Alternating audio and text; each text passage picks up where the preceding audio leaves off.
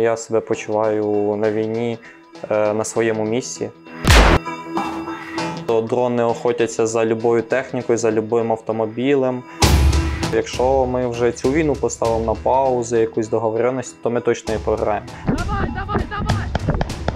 Де огромніший просвіт, от ще чуть-чуть і всі здивуються наскільки. На Запорізькому напрямку і, скажу чесно, люди нас чекають. Дякуємо, так дякуємо, як довго ми чекали.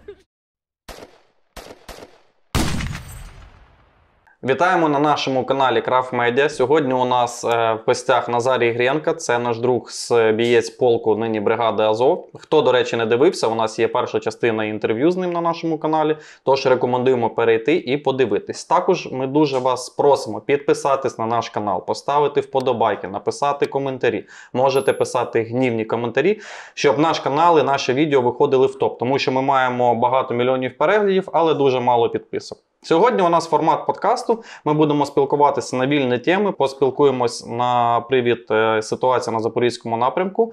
Якраз наш герой звідти тільки повернувся і обговоримо, в принципі, всю ситуацію в країні і на полі бою, яка у нас є. Тож, вітаємо тебе, друже. Да, вітаю. Розкажи, будь ласка, ти повернувся зараз тільки з Запоріжжя. Як там обстановка? Гарячо, йдуть в тяжкі бої. Наблюдай! Давай, давай, полдет, давай, пошел! Але в нашої ЗСУ має успіх на багатьох напрямках, саме в Запорізькому і на Донецькому.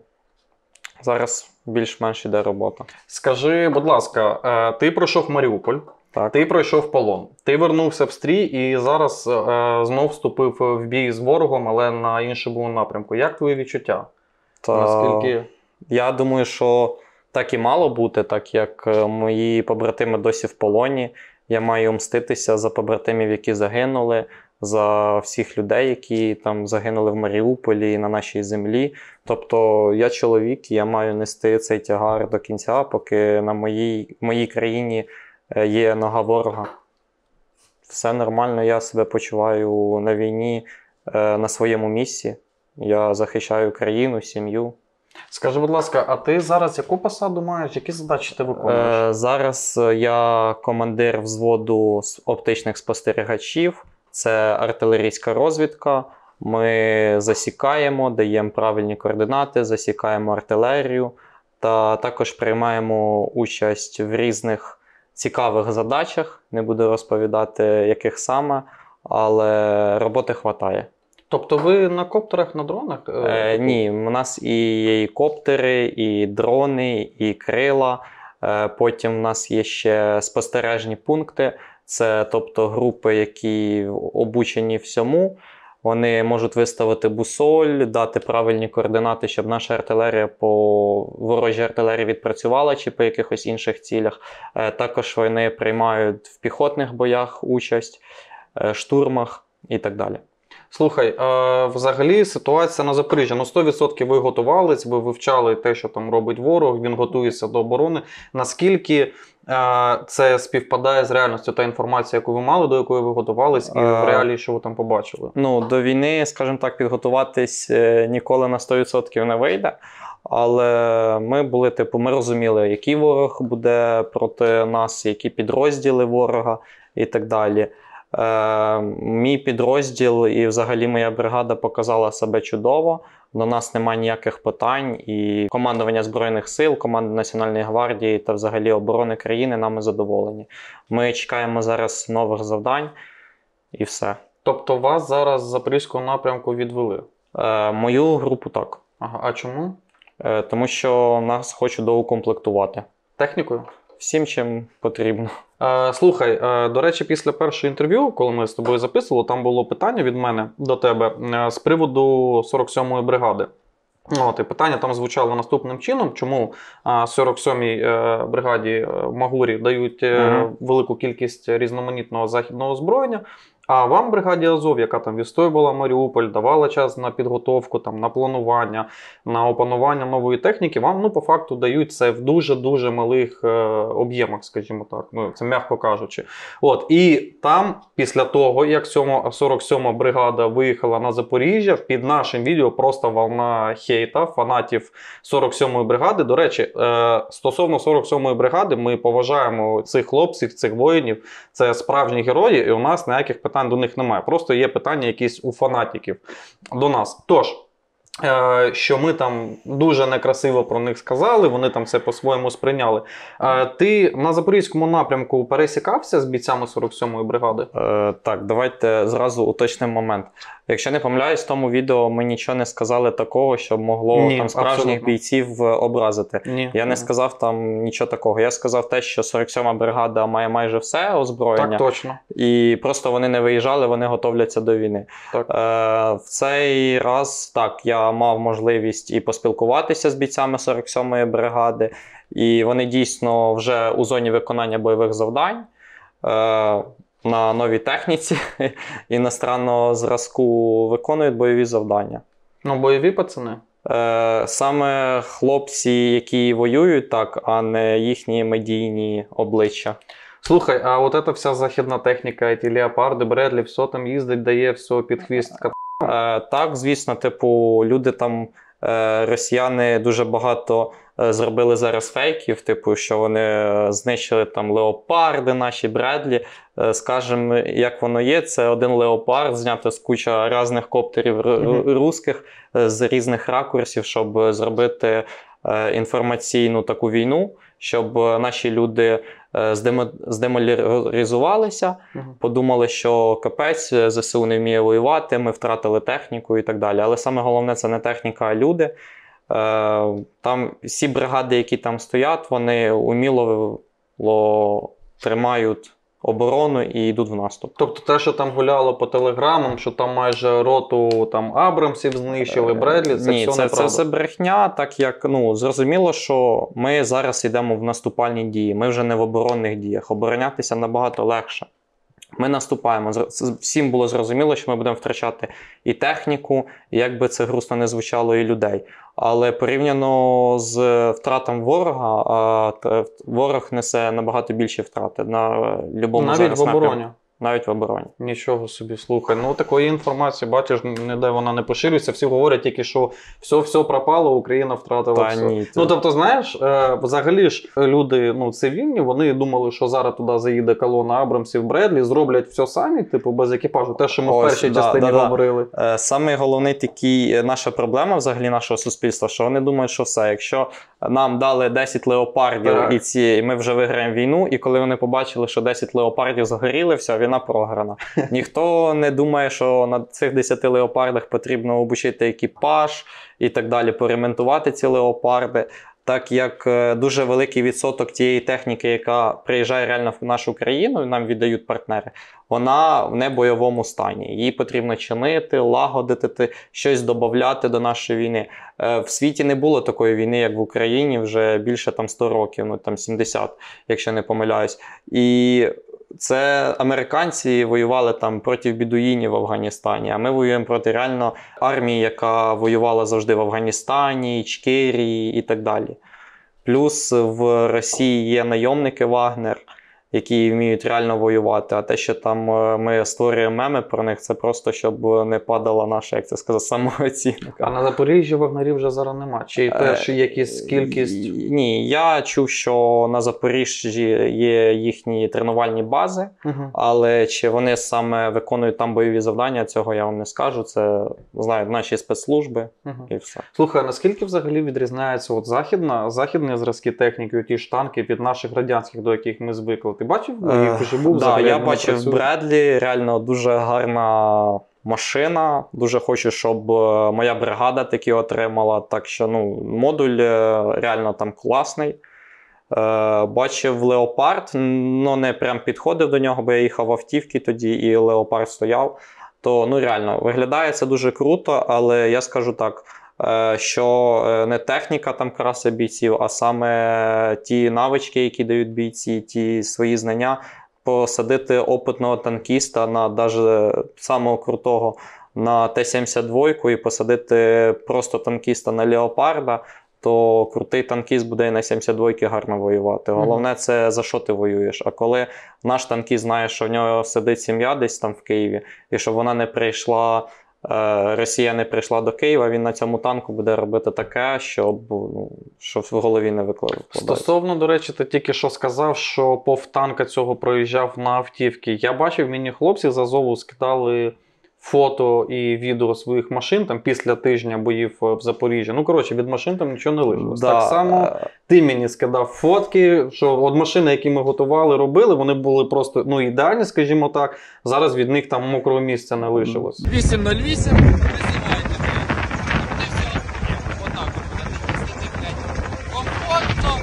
Да, такий момент, що з транспортом взагалі на війні дуже тяжко зараз, так як ми заїхали в той момент, коли були дуже великі дощі на Запоріжжі і так далі. По полях, по посадках це просто куча болоту, машина заносить, а все під обстрілами. Плюс зараз дуже розширена тематика – це FPV-дрони. Просто дрони охотяться за любою технікою, за любим автомобілем, це розхідник і так далі. Тобто транспорт реально легковий, броньований, дуже, він страждає. Він може не вийти зразу як це сказати, з бою, але стекол на ньому вже не буде, він буде вже весь помняти і рано чи пізно він стане. Я хотів у тебе ще запитатись, ми зараз так плавно прийдемо до грошей. У тебе ж є банка, на яку ти там збираєш багато грошей, так? А на що ви ці гроші використовуєте і в чому є у вас зараз саме така гаряча потреба от після Запоріжжя, наприклад? Я зрозумів, до Запоріжжя і під час взагалі Запоріжжя ми назбирали 3 мільйона гривень. Ми потратили це на 8 ночників, приладів нічного бачення, на приціли для ПКМів, на автомобілі, дозаправка, плюс різні такі мелочі, як зіпи для автомобілів. Це там лопата, клеми для акумуляторів. Тобто в кожній машині мав бути такий зіп, набор інструментів, щоб це в нашій зручності і в будь-яку хвилину там ми могли. Плюс генератори, старлінки, деякі дрони. От в мене люди з Вінниці захотіли нам допомогти і просто кинули. Я попросив через знайомого. Знайом розповів, що ми потребуємо FPV-дрони, і люди просто сказали без питань, кинули 300 тисяч, і ми купили FPV-дрони, там, наприклад. Але FPV-дрони – це саморобні дрони, це ж не просто їх купити. Це потрібно їх перепрошити, вставити там антенну і так далі. Це ще кошти. Плюс є різні потреби, такі як в побуті. Ми заїжджаємо, наприклад, на якусь позицію, там потрібно пленкою обкласти і так далі. Це все теж кошти. І через саму державу це все дуже довго, тому що наша позиція не одна така. А так як ми, у нас є якась банка, групи, люба людина може туди долучитися, якщо їй подобається наш там контент, як ми тренуємося, ми знімаємо спеціально відосики такі, щоб якось публіку... Я бачив у вас відео з полоненим Мокшою, ви взяли в полон, так, на Запоріжжі? Передаю группе контакт 12. Что передаешь? Очень большой привет. Так, було діло, і тобто ми це все стараємося показати людям, що ми не просто ТРО Івано-Франківська, яке в начало війни мало все ЛЦУ, прилади нічного бачення, каліматори, магніфери. Тож, друзі, ми просимо вас долучитись до збору на монобанку Назарія. Ми закріпимо посилання в коментарях і дуже просимо вас 10, 20, 100, 1000, мільйон гривень, скільки у вас є змоги та бажання, скинути на цю монобанку, бо хлопці дійсно воюють. Вони були в Маріуполі, зараз вони боронять Запорізький напрямок, самі гарячі напрямки, от де треба вирішити якесь конкретне питання на полі бою, вони виїжджають і працюють. Тож, будь ласка, долучайтесь до збору на монобанку Назарію Грєнки. Дякуємо. Так, з тачками, до речі, тачки ви нам привезете, ми їх полагодимо, але я так розумію, що є такі вже проблеми, які нельзя, да? Да, є такі моменти з автомобілями, що вже вони не підлягають ремонту. І ось ми хочемо попробувати перейти там, де от прям такі опасні моменти по дорозі, використовувати баги або квадроцикли. От, І я знаю, ви придбали, так? так, наче? нам подарували люди один квадроцикл, а одне багі мої друзі зробили збір саме для нас і придбали багі самопальне. Дуже класне, в Києві його десь виробляли, і ми його вже тестуємо зараз на полігоні вже. Поняв, зрозумів. Слухай, до речі, ти поки був в Запоріжжі, ти чув історію з Каховською ГЕС взагалі про той теракт? Так. Ну, звісно, чую. У нас же ж інтернет там також є. Те, що я був здивований, нічого не сказати, але це потрібно, напевно, було чекати. І зараз розганяють інформацію. Ну як розганяють? Це, в принципі, я невірно сказав. Є підтверджена інформація вже від Генерального управління розвідки Крила Олексійовича Буданова, що ситуація наразі з Запорізькою атомною станцією дуже напружена. Тобто такою напруженою вона ще не була ніколи, що вони там готують теракт, підірвати енергоблоки. Що ти думаєш на цей привід? Ну, я не знаю, що там казати. Це більш...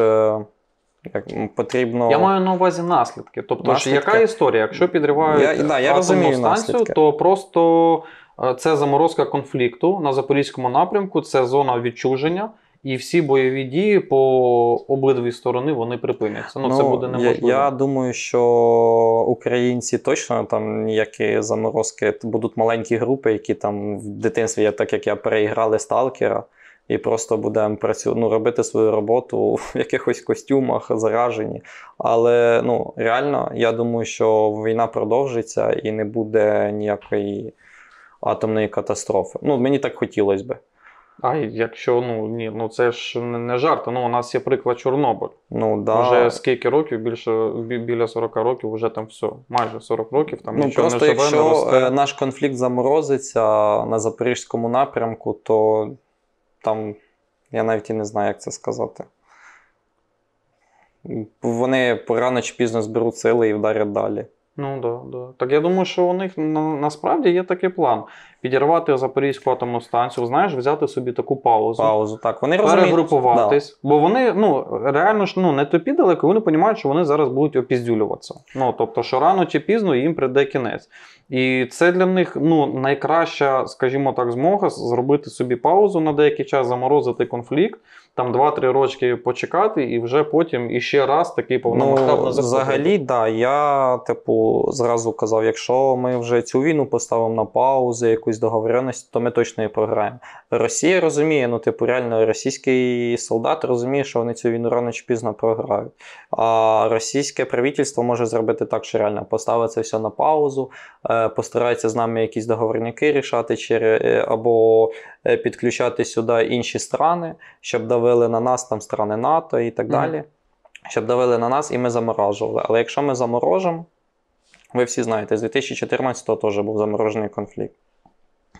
Потім вони вдарили в 2 рази сильніше. Я не думаю, що керівництво наше вище і політичне, і військове керівництво, вони, по-перше, підуть на заморозку, але і відправляти наших людей, наших спеціалістів, яких, на жаль, не так багато, як у ворога, це теж у заражену зону. Так, у ворога багато м'яса, куди вони його я думаю, вони навіть, знаєш, не розстроюються, що там буде контингент 2, 5, 10 тисяч людей там в Запоріжжі, чи скільки їх там, що вони там всі подохнуть в страшних муках. Я думаю, що їх навіть там не рахують. Як в Каховці, до речі. Так, як Чорнобиль в військовому лісі вони окопувалися. Рижий ліс копали і нічого, ніхто не рахував. За Пригожина. Захват Москви, захват власті. Що думаєш? За Пригожина, чесно, я скажу, моя особиста думка, що Росія це, як це сказати, якби за Пригожиним ніхто не стояв, він би ні одного відео, де він слав Шойгу нахуй і так далі, він би це не записав. Моя думка, що над ним хтось стоїть в самому правительстві Кремлі і дозволяє йому таке робити, знімати і так далі. Коли це все почалось, я чуть-чуть зрадів, але потім, коли вони реально там вже дійшли до Ростова, я такий думаю, так, аби це не було просто показуха, щоб перекинути цих Ахмат-Сілу, Вагнеров через Білорусі, вони опять підуть на Харків. Я реально цього забоявся. Але потім дали якісь умови, або, я думаю, ті люди, які йому сказали це зробити, вже тим людям запропонували умови, які їх влаштовують, і сказали: Жень, давай, все, план отработан, давай назад. Слухай, ну він Путіна опустив прямо ниже плинтуса. Ну, я думаю, що... Ну, прямо опустив. Вони ж там люблять, знаєш, розмовляти, знаєте, як це, на фені називається у них. Ну, він його тупо опустив. Ну, тобто там... Я розумію, але я думаю, що Путін – це там маріонетка. Ось і все. Там за Путіним стоять люди. І... Тобто Пригожин показав, що можна ворватися у Москву, позбивати там, по-моєму, 6 одиниць авіації, це і гелікоптери, і літаки, і йому нічого не буде. Причому, що Путін каже, що все там, розстрілять, казніть і так далі, а потім йому все, зелений білет. Зняли з нього всі обвинувачення, і плюс в них реально ж на офісах Вагнер знайшли наче і наркоту, і гроші, і зброю, типу неофіційно. Ну, неофіційна зброя, зрозуміло, звідки вона взялась, так як в країні, що в них ще в нас війна, але, все зняли і все. І плюс мене дуже зараз збомбила ця тема, що коли от Вагнера пішли на Росію робити цей цирк, наші люди такі, типа... Почали ідола з нього робити. Да, ідола, типа, що воєнний переворот і так далі. Але вони забули, напевно, що місяць назад появилось в інтернеті відео, там, де Вагнера нашому полоненому голову відрізають, кувалдами один одного забивають і так далі. Ну, наші реально люди, типа, наше суспільство дуже є такі тупі, реально. І мене це дуже лякає. Можливо, не тупі, а такі піддатливі на якісь гарні новини в контексті війни. Тобто, в принципі, для кожного українця вся ця движуха, яка була в Москві, Пригожин, Путін, там, коли Ахмад-Чай, Вагнера зараз і побиваються, в принципі, позитивна, в будь-якому випадку, позитивна новина для нас. Да. Але трошки наші, знаєш, от у всіх на задній план. Його, так. Реально. Просто. Я ж в цьому самому конфлікті реально ждав перестрілки Ахмад-Чая з Вагнерами. Типа, мені було байдуже, чи це почнеться в Ростові, чи в Москві, просто щоб вони один одного... У мене був прям зворотній відлік, коли Вагнера, я собі вже намалював кіно, коли Вагнера будуть підходити прямо до Москви, там вже по-любому який-то танчик, вже Ахмад-Чай. І я думав, що вони там почнуть цю перестрілку, там підключать авіацію. Плюс ще сильно, що мене, так знаєш, мені сподобалось, от прям як такий бальзам на душу, це... дії цивільного населення Москви. Там просто ж білети на літаки, на ЖД просто розкупали. Вони відчули те, що типу наші люди відчували 24, 25, 26 числа. Але бачите, цим жестом Пригожин показав, що реально типу в Росії немає влади, тобто, яка буде захищати людей, цивільне населення 100%. І так далі. Купа військових частин пішло за ними, люди йому хлопали на вулицях. Це як в Білорусі в 20-му чи 21-му році було. Люди вийшла молодь, але їм не хватило не то, що яєць, як це сказати... Мені здається, їм лідера не хватило. Їм не хватило лідера і підтримки більше, тому що була молодь там до 30 років і так далі. І в Росії це теж можна провернути. І мені здається, в них був лідер такий Навальний, а от після Навального може бути Пригожин. Але якщо стане Пригожин там во главі, мені здається, що ця війна буде ще жорсткою. Дуже. Так як він не дасть розслабитися звичайним частинам, звичайним бригадам і підрозділам Росії. І він ідейний фанатик. Тобто, коли Вагнера в початку повномасштабки заходили і просто робили тут все за гроші, то потім реально у Вагнеров почалась рости ця ідея, що вони реально велика Росія і так далі. Ну, причому, що ти ж помітив цю історію, як сильно того ж Пригожина популяризує російськомовний інтернет, телеграм і так. Тобто, якщо раніше це був Кадиров, там у них рахувало, що він там дуже лютий чувак, от це Ахмад-Чай, Ахмад-Сіла і так далі, тому подібне, то зараз це Вагнер і Пригожин, і всі його бояться, бо реально знаєш, що це самі боєздатний підрозділ, як би це не звучало добре чи погано, але, на жаль, це так. І їх бояться, і я думаю, і, до речі, що ти думаєш на привід того, там вже декілька бригад, батальйонів підтримали Пригожина, перемітнулися на його сторону. Я ж за це і кажу. Як ти думаєш зараз у них? Ой, чесно, я не знаю, але Пригожин взяв це на свою заміточку, що саме армія, яку, в принципі, він, і як це сказати, не хуїсосив, а казав, що от в Росії недостатньо кадрів, які готові воювати і так далі. Він розуміє, що він, якщо візьме це все в свої руки, він зробить так, як він це хоче. А ти думаєш, другий раз, якщо він буде, вони ще раз за ним підуть? Він же їх підвів, підставив. Вони за нього вписались публічно, а він дав задню. Чесно, за таке я не можу сказати, але я думаю, що в Росії теж є розумні люди, які просто любим способом захочуть владу змінити владу. А як там буде, чи це буде в них лідер Пригожин, чи хтось інший, може Навального з тюрми випустять. Слухай, його ж Пригожина і деяку кількість його підрозділу перевели в Білорусь. Угу. Я за півгодини до нашого підкасту прочитав новину, що вони вже розбивають там польовий лагер на 8 тисяч. На 8 тисяч особового складу. Як ти думаєш, давай так, можливий такий сценарій, коли зараз посипеться у них там Запорізький напрямок, Донецький напрямок, що зі сторони Білорусі вагнера попробують прорвати границю там Чернігів, Київ? Я думаю, що не буду казати, так як я не військовий, там якийсь експерт, не якийсь спецпризначенець і працюю в нашому ГУРі. Але мені здається, що так, це можливо, але те, що вони опиздюляться на кордоні, якщо вони постараються піти, так це точно. Там проведені дуже великі роботи по мінуванню, по дороги просто знищені, і там стоять реально хлопці-прикордонники, які показали вже 100 разів, що в них є яйця і на початку війни, і так далі. Тобто їх так просто ніхто не зустріне. Слухай, контингент в 20-25 тисяч людей, то вони можуть ще й побадатися. Тобто якась кількість перший ешелон дала піздюліться, а далі? Буде видно, але я думаю, що наша артилерія б'є влучно. Точно і влучно, так, згоден з тобою. Слухай, цікаво, звісно, з Пригожиним вийшло. Я розстроївся, тут 100%. Понятно, що це якісь це було позавчора, були гарні новини, і такий, всі наблюдали, я так виходжу на вулицю, всі в телефонах, сміються, улибаються, такі, новий вертольот збитий, то самоліт. Літак збитий, це взагалі, звісно. Прикольно. В цьому я його підтримую, хай більше наводить суєти там, чим його хлопці будуть сидіти ось тут і дибатися з нами. Слухай, давай перейдемо. У нас тоді декілька питань, скажімо так, із зали до тебе, тож я тобі їх задам. У мене, до речі, є питання. Ти сказав, що зараз у тебе скільки людей у тебе в підпорядкуванні? Зараз в моєму взводі 25 чоловік, але ми будемо його розширяти.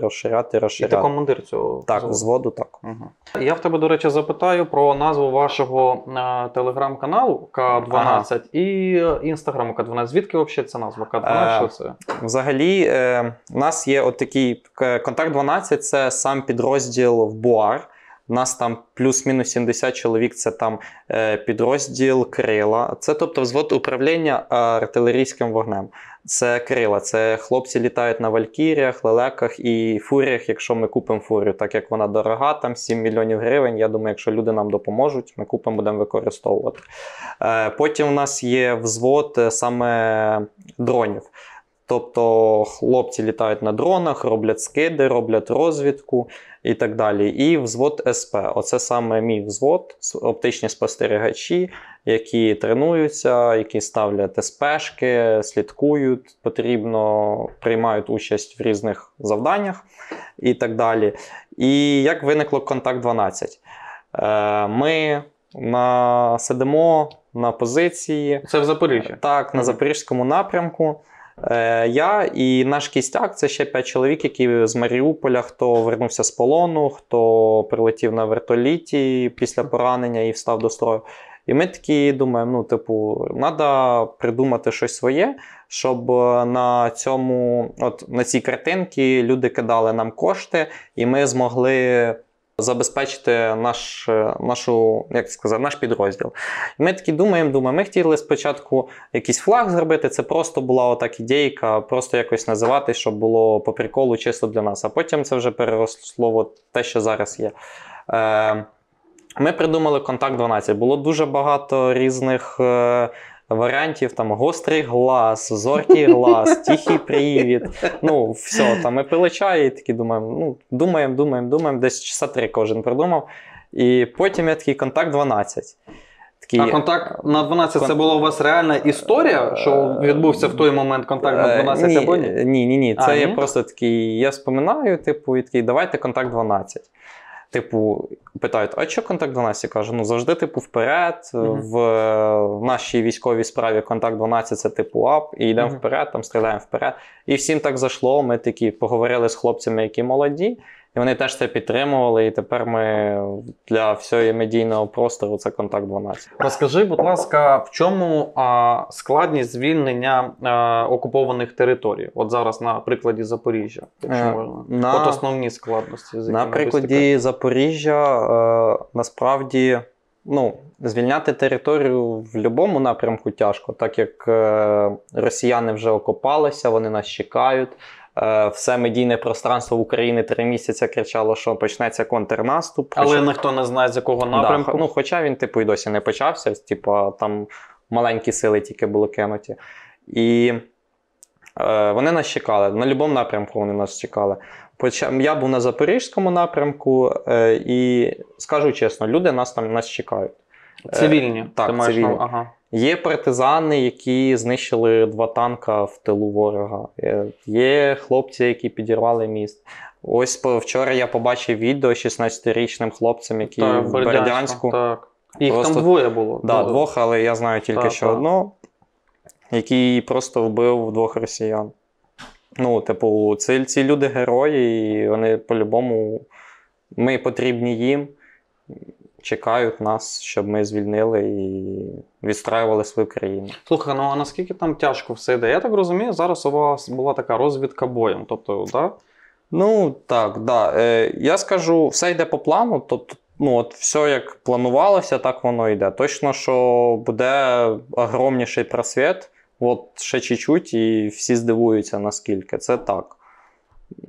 Просто потрібне більше озброєння, потрібне більше донатів людей, реально, тому що розказую не на прикладі свого підрозділу, розказую на прикладі моїх друзів, які реально воюють з 2014 року без коштів, без нічого, а живуть на донати людей. Просто вони купляють автівки, зброю на донати людей і арки. І вони воюють просто на ентузіазмі. Чому вони не йдуть оформлятись? Тому що вони не хочуть бути прив'язані до якоїсь спеціальної операції, до якогось завдання. Вони самі собі нарізають задачу і от захотіли, приїхали на Запорізький напрямок. Вони ж все одно якось з військовими, з офіційними комунікують. Комунікують по рації. Так, вони приходять, спілкуються, ми можемо допомогти образно і допомагають. Це дуже круті хлопці, і таких хлопців дуже багато різних ком'юніті, різних підрозділів, які я знаю, от в Вінниці це Молод Груп і так далі, Шиши, Нордсайди. Реально хлопці, які стараються для країни і від країни нічого не просять. Якщо люди їх підтримують, то це дуже круто. Слухай, а наскільки зараз ви почали працювати по Запоріжжю, ти це трошки в Інстаграмі висвітлював, ви створили групу в Телеграмі, і в Інстаграмі також є К12. Так, є.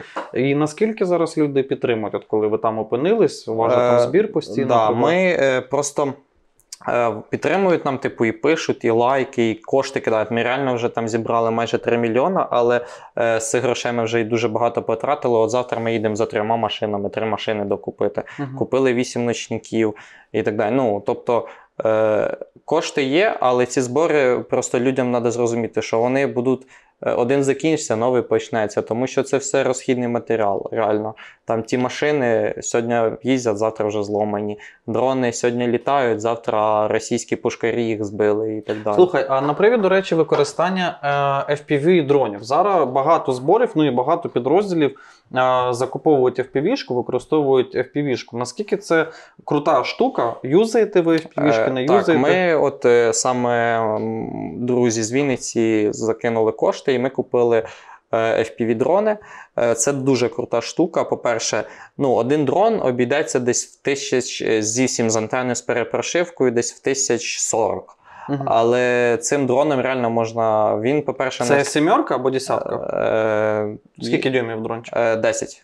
Це здорово. Так, здорово. Він несе РПГ-7 може кабачок нести і так далі. І реально, ну, цим дроном 40 тисяч гривень, а можна БМП-ху спалити, потім БТР і так далі. Тобто, ну, 40 тисяч гривень, і він наносить огромніший урон на свої. Але ж не завжди виходить Да, так, не що, завжди, типу, звісно, не завжди. Так як діапазон до самого пульта і очків буває різний, і підери буває літають на такому самому діапазоні, як ми. Так, до наступних питань давай з тобою тоді перейдемо.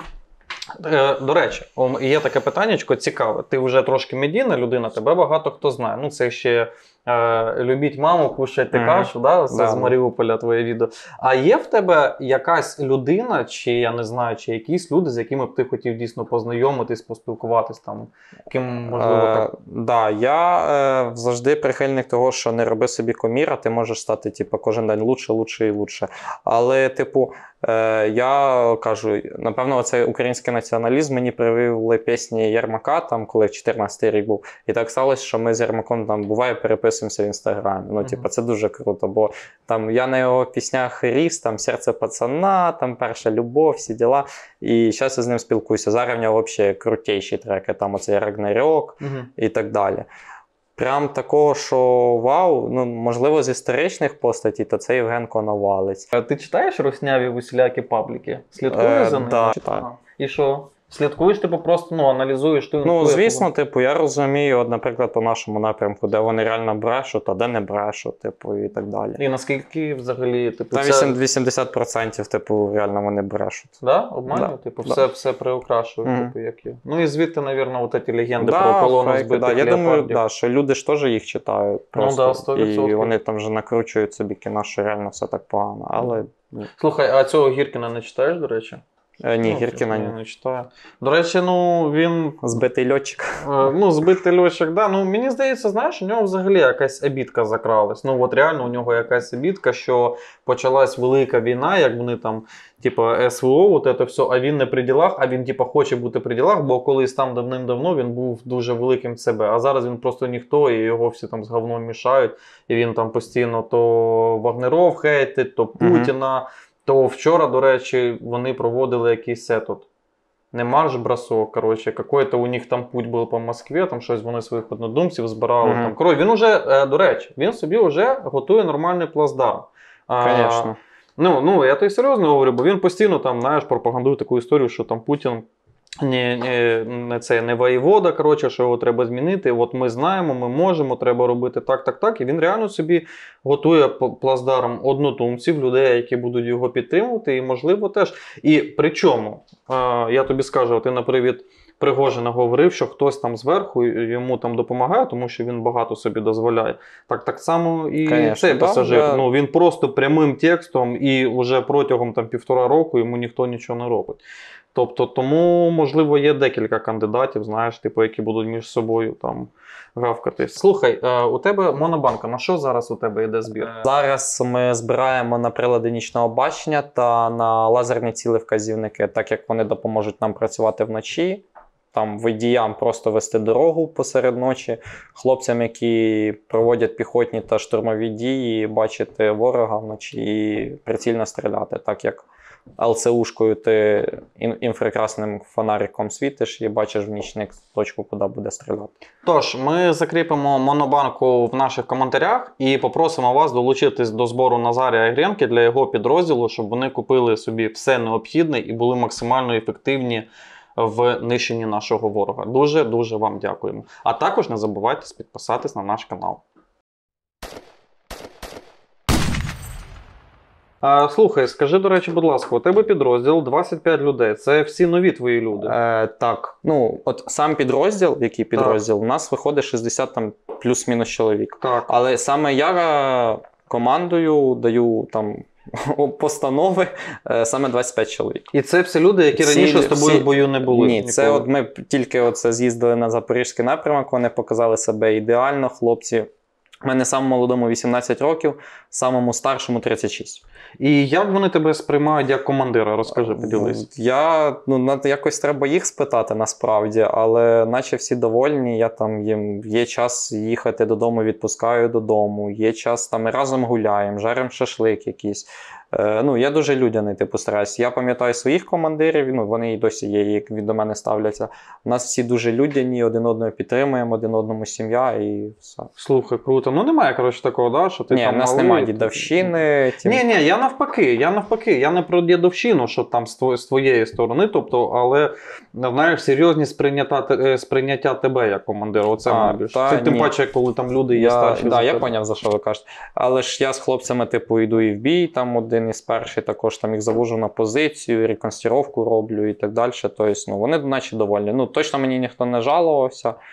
На наступне інтерв'ю треба їх брати. Слухай, а були якісь у тебе розчарування, можливо, особисті по Запоріжжю, коли почали працювати? Ну, те, що бригаді не дають ту техніку, яку б нам хотілося, яку б ми могли б використовувати, те озброєння, яке нам обіцяють, і його немає і так далі. А ну, яку танки ти маєш на увазі? Так. Щось важке, типу, Так, чи. Бредлі, танки, артилерію потрібно багато і так. Слухай, я знаю одну бригаду, в якої можна це попросити.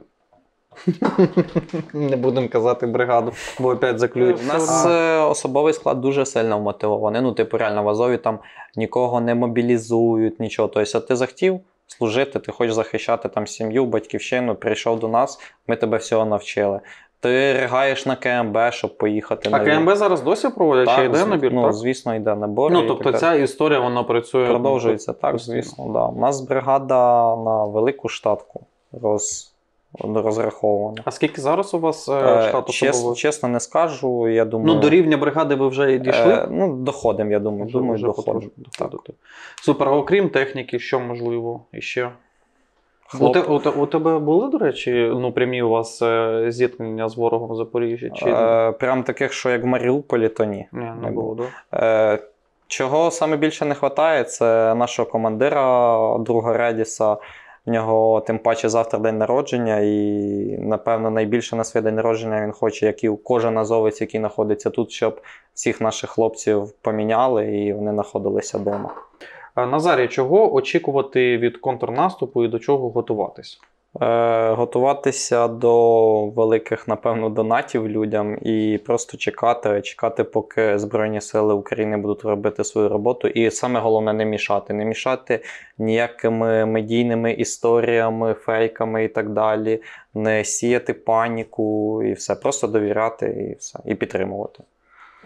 Тож, друзі, ми просимо вас підтримувати Збройні Сили України в їх роботі, донатити, не забувати про це, допомагати хлопцям і особисто просимо всіх, хто дивиться це відео. По-перше, ставте, будь ласка, лайки, коментуйте, пишіть свої думки і в закріпленому коментарі буде монобанка Назарія Грєнки. Ми просимо долучитись до збіру, щоб хлопці зараз могли відновити техніку, яка отримала ушкодження на Запорізькому напрямку, доукомплектуватись всім необхідним і поїхати на Запоріжжя. Дякую.